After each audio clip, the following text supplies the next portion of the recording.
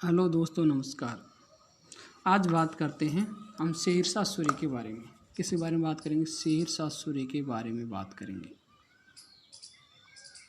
शेरशाह सूरी, देखो इसका शासनकाल था 1540 से लेकर के 1545 तक था।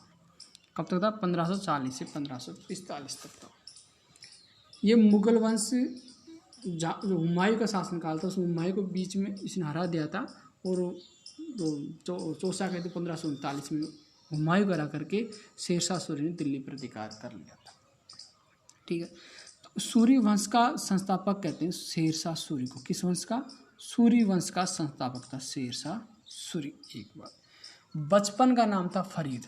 शेरशाह सूरी के बचपन का क्या नाम था? फरीद था। बचपन का नाम था फरीद। क्या नाम था? बचपन का नाम था फरीद। क्या नाम था? बचपन का नाम था इसका फरीद। ठीक है, बचपन का नाम था फरीद। बिहार के सूबेदार बहार खान लोहानी। क्या नाम है?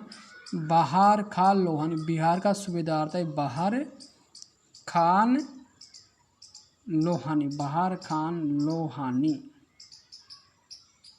बिहार का सूबेदार था बहार खान लोहानी ने इसको किसकी उपाधि दी थी? शेर खां की। किसकी उपाधि दी इसको? शेर खां की उपाधि दी। किसकी उपाधि दी? शेर खां की। क्यों दी थी? क्योंकि इसने शेर को मारने के कारण बिहार के सूबेदार बहार खान लोहानी ने शेर खां की उपाधि दी। 1539 में चौसा का युद्ध जीतने के बाद और 1540 को शेरशाह सूरी ने बिलग्राम या कन्नौज को जीतने के बाद, कौन सा? बिलग्राम या कन्नौज का युद्ध। बिलग्राम बोल दो या कन्नौज बोल, एक ही बात है। बिलग्राम या कन्नौज का युद्ध 1540 को, बिलग्राम या कन्नौज का युद्ध 17 मई 1540 को आता है। कब आता है? 17 मई 1540 को। 17 मई 1540 को बिलग्राम या कन्नौज का युद्ध जीतने के बाद शेरशाह सूरी ने दिल्ली और आगरा पर अधिकार कर लिया। कहाँ पर अधिकार कर लिया? दिल्ली और आगरा पर इसने अधिकार कर लिया।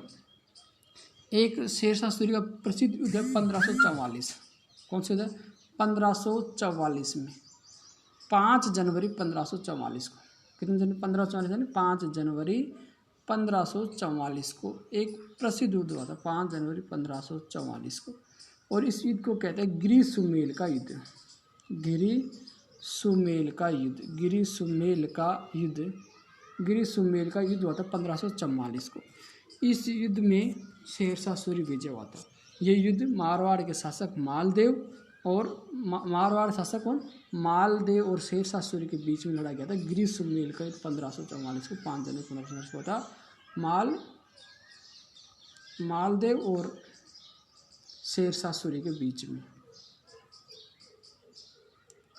और इस युद्ध में शेरशाह सूरी विजय हुआ था।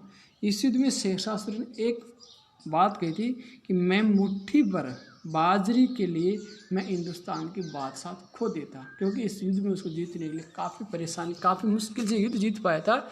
इससे उसने कहा था कि मैं मुट्ठी भर बाजरे के लिए हिंदुस्तान की बादशाह खो देता। एक होता है इसने शेरशाह की उपाधि कब ली? शेरशाह की उपाधि इसको कब मिली?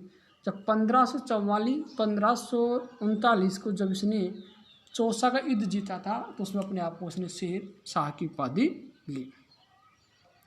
अंतिम 1544 को, जो 1544 में कालिंजर अभियान था, उसका अंतिम अभियान चला है। अंतिम युद्ध था कालिंजर अभियान में, अंतिम अभियान था।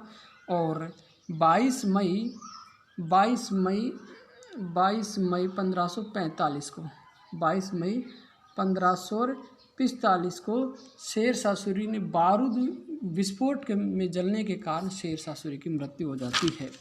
22 मई 1545 को बारूद में विस्फोट होने के कारण इसकी मृत्यु हो जाती है।